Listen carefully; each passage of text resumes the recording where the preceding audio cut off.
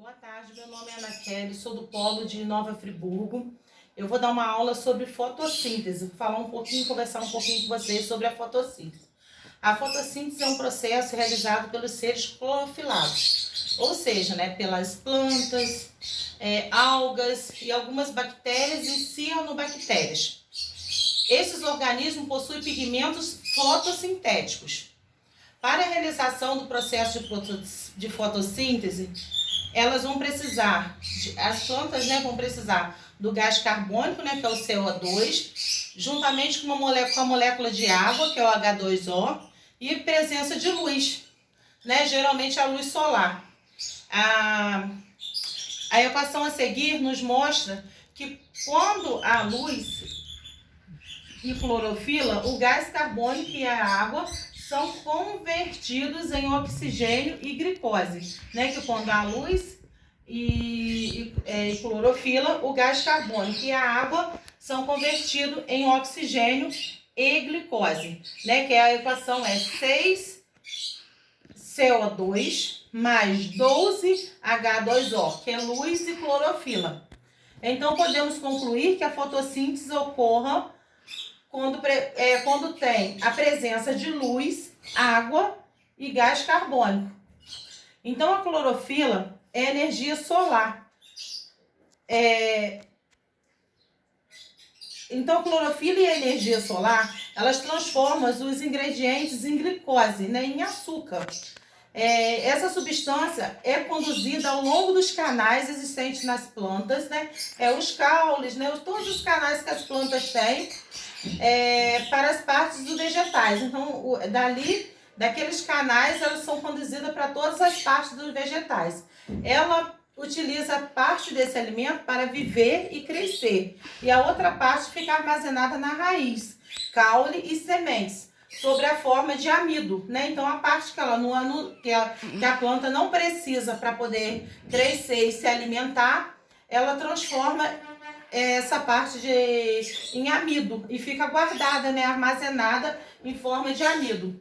Então, aqui eu fiz um esqueminha de energia sol, que é a energia da luz, o gás carbônico, que é o CO2, e a água, Aí a planta retira a água, pelas raízes.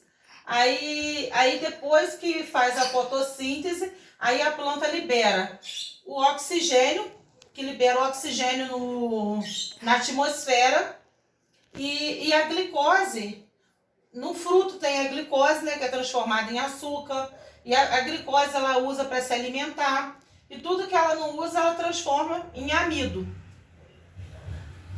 No processo da fotossíntese, a planta libera, aí, como eu já tinha falado, alguma substância de que não necessita, como o oxigênio, eu acabei de falar, Então, a planta libera esse oxigênio. Esse gás é fundamental para a respiração dos seres vivos. Sem oxigênio, a gente não vai sobreviver. Então, esse gás é fundamental. Então, ela retira o gás carbônico, que é liberado pela nossa respiração, ou pela queima de combustíveis, como a gasolina. Então, a planta retira isso e, no final, ela libera para a atmosfera o oxigênio. É uma troca, É uma troca. Então, ela libera o oxigênio, porque ela não usa o oxigênio. Então, quando faz a fotossíntese, o oxigênio é liberado.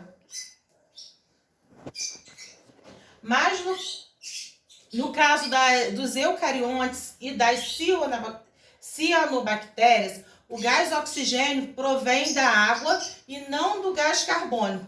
Elas realizam, então, a fotossíntese oxígena. O açúcar produzido pela planta é utilizado para a produção de energia. Se a planta produzir açúcar em grande quantidade, ela vai armazenar esse açúcar para uso futuro.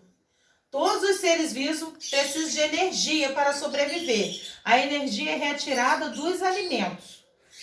Os animais obtêm o seu alimento comendo plantas e outros animais. As plantas não comem, Planta não come, mas produz o seu próprio alimento, que é o açúcar.